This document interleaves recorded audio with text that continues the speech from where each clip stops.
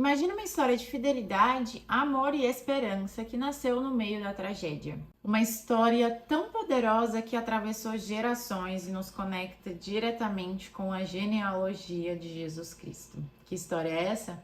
A história de Ruth, um dos livros mais fascinantes da Bíblia. Então fica comigo até o fim desse vídeo para você entender como Deus transforma a dor em redenção, em lealdade e em propósito.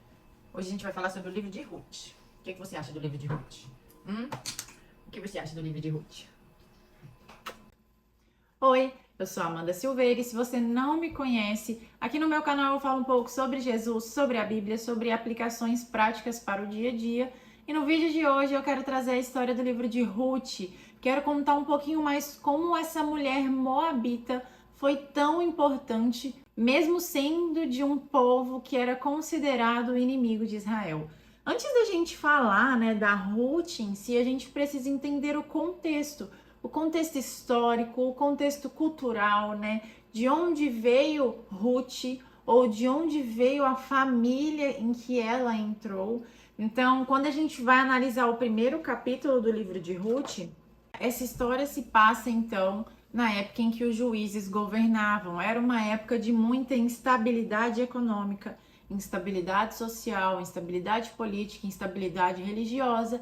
Por quê? Porque sempre Deus levantava um juiz para levantar o povo, para o povo se arrepender, para eles seguirem os caminhos do Senhor, porém eles sempre desobedeciam, sempre seguiam seus próprios caminhos, então eles faziam o que era certo aos próprios olhos. Então, nessa época, Israel estava passando por um período de escassez, No primeiro capítulo vai falar que houve fome na terra. Então, o que acontece? Elimeleque, que é o homem de Belém, que morava naquela região de Israel, decidiu pegar sua esposa e seus filhos e irem para a terra de Moabe. Então, esse contexto de fome fez com que Elimeleque pegasse a sua família e se mudasse para Moabe. E aí entra algo que a gente às vezes não consegue entender, Os moabitas, eles eram descendentes de Ló. E eles eram considerados inimigos de Israel. Por quê? Porque eles são os moabitas e os amonitas, eles são frutos de um pecado.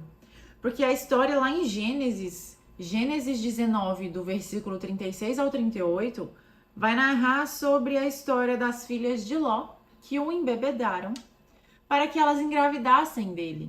E através dessa relação, desse ato que cada uma teve com seu pai, elas tiveram 2 filhos. O primeiro chamava Moabe, que é o pai dos moabitas, e o segundo chamou Ben-Ami, que é o pai dos amonitas.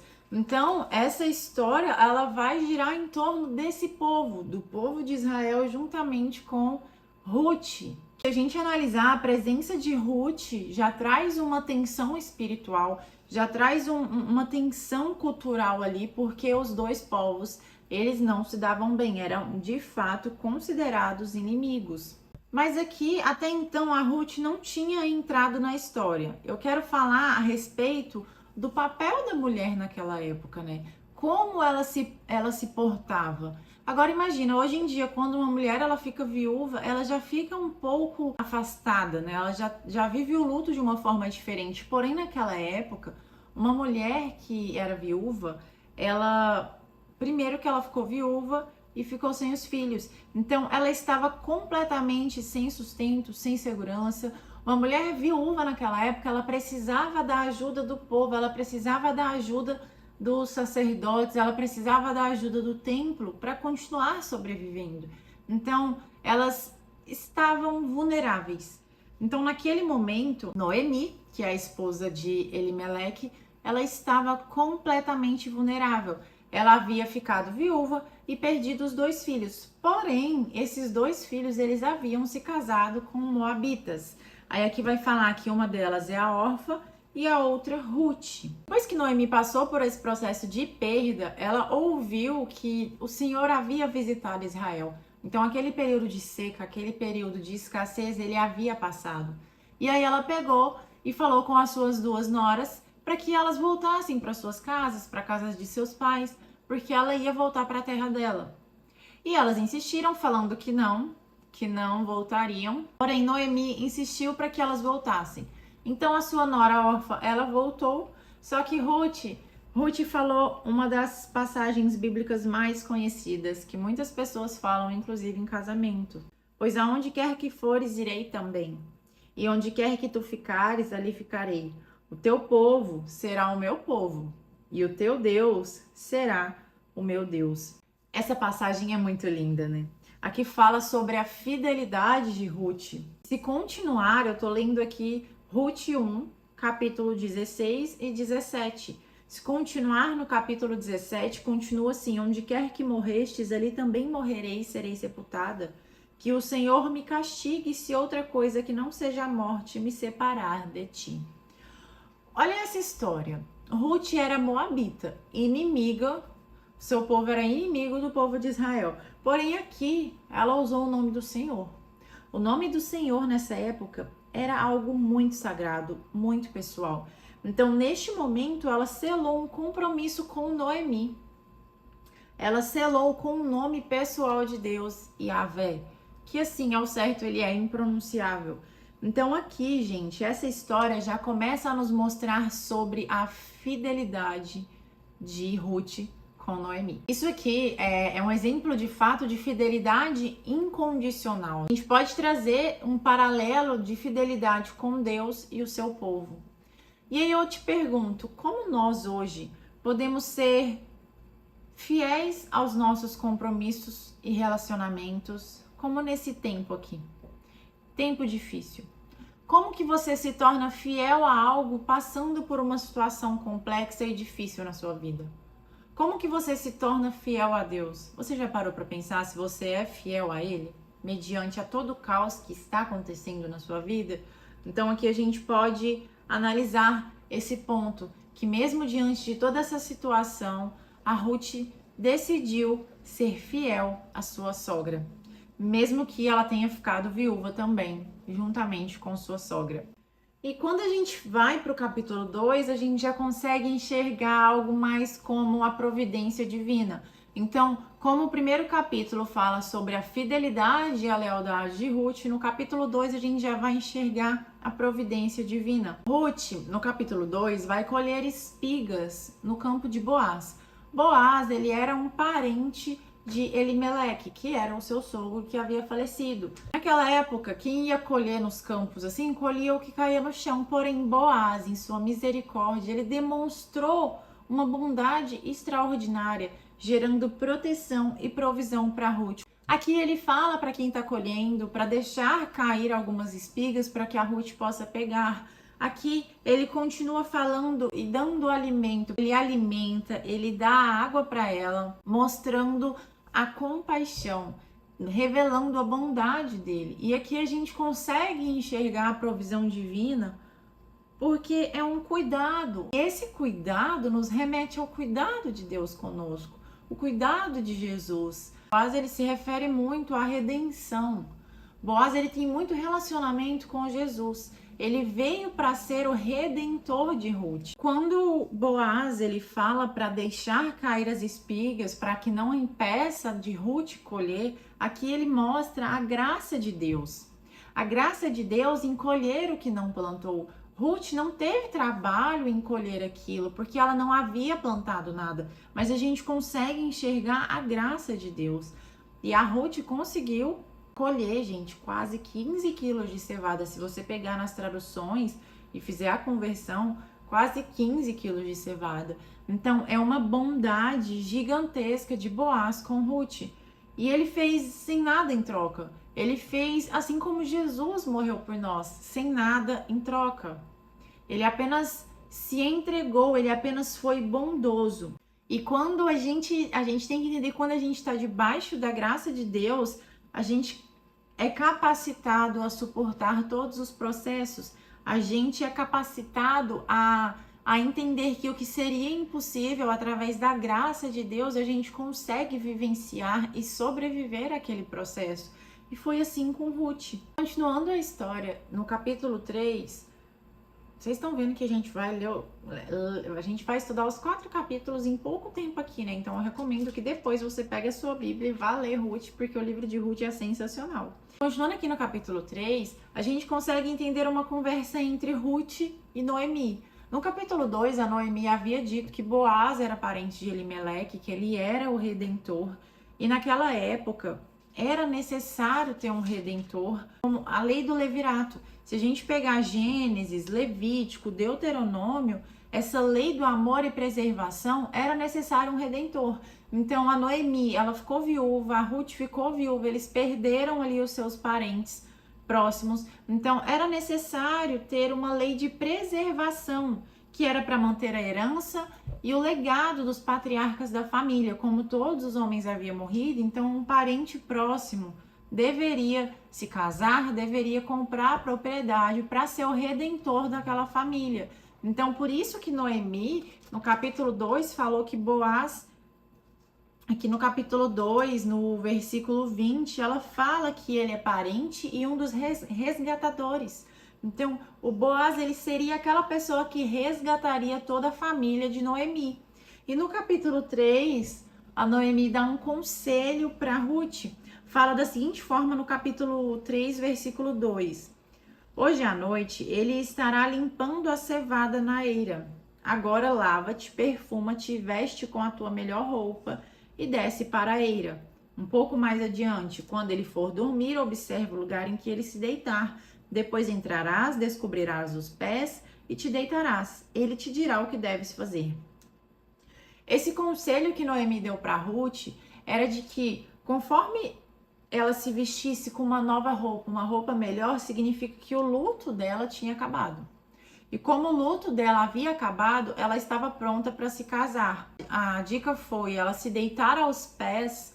Quando Boaz acordasse, ele tomaria alguma atitude em relação àquilo, porque naquela época, se alguém visse essa cena, ela poderia ser, nos termos de hoje, cancelada.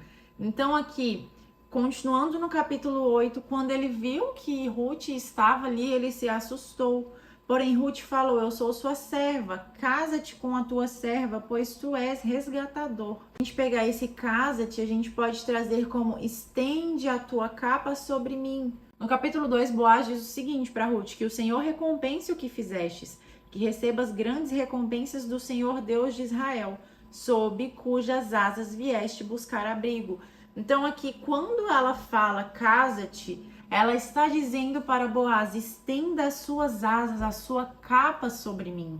Seja o meu redentor.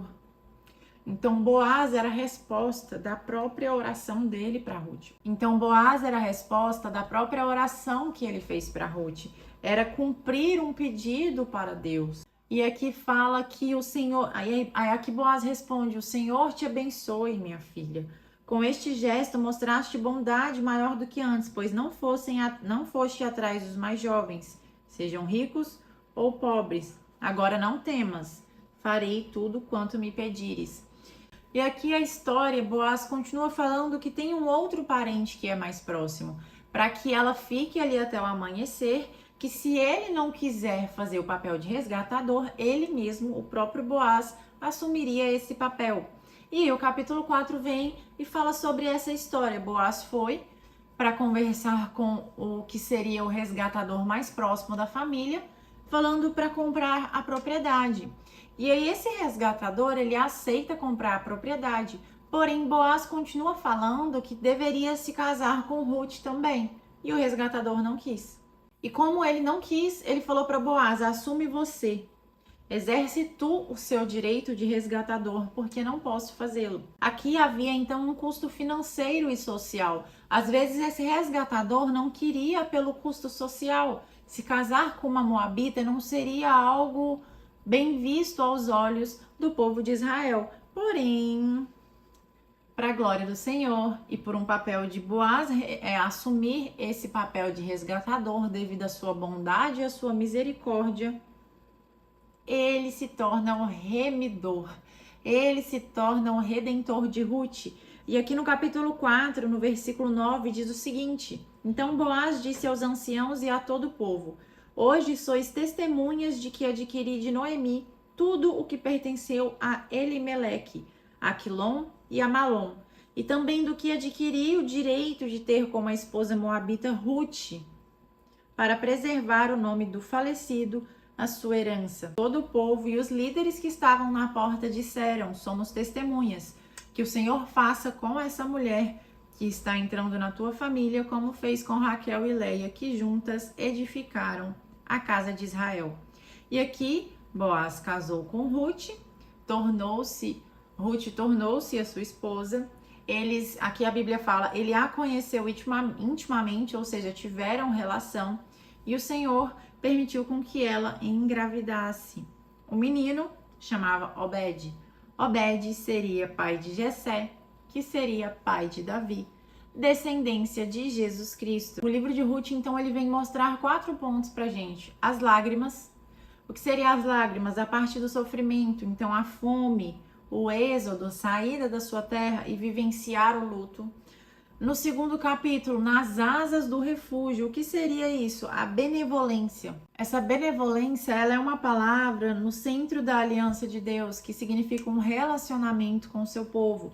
No capítulo 3, a gente consegue enxergar o Redentor, uma fé, uma ação. Então, é o ato de Boaz conversar com Ruth agir para que ele tomasse alguma atitude. E aí no capítulo 4 vem o papel da redenção, que é representado por Boaz, e da alegria ao gerar uma descendência que traria o nosso verdadeiro Redentor. A história de Ruth, então, consegue nos mostrar que Deus está sempre trabalhando, mesmo nos momentos mais desafiadores da nossa vida. Jesus Cristo é o nosso Redentor, assim como Boaz foi o Redentor de Ruth. Olha essa história, uma mulher moabita que era considerado seu povo inimigo de Israel, conseguiu ser fiel à sua sogra, mesmo tendo perdido seu marido. Ela conseguiu ser fiel e ela declarou o nome pessoal de Deus, Yahvé, falando que onde ela fosse, ela iria, que o Deus dela seria o seu próprio Deus. E através disso, ela foi resgatada, ela foi restaurada, ela teve uma segunda chance de viver uma nova vida, de viver uma vida em que ela seria parte da descendência do nosso Redentor Jesus Cristo. Então eu te convido hoje a refletir sobre a fidelidade de Ruth. Será que você tem sido fiel diariamente, assim como Ruth foi fiel à sua sogra? Será que a gente consegue entender a generosidade, assim como Boaz foi generoso? Então, a fidelidade, a generosidade, será que a gente consegue entender a provisão de Deus? Porque esse livro, ele fala sobre a provisão. Deus proveu. Deus proveu para Ruth, Deus proveu para Noemi, Deus proveu um remidor, um resgatador que viria para trazer a salvação para aquela família. E hoje, isso é disponibilizado para você diariamente com Jesus Cristo. Jesus Cristo é nosso Salvador, nosso remidor, e Ele está batendo as portas todos os dias para resgatar você, para resgatar a sua família. Porém, a gente precisa ser fiel e a gente precisa trazê-lo para a nossa vida diariamente.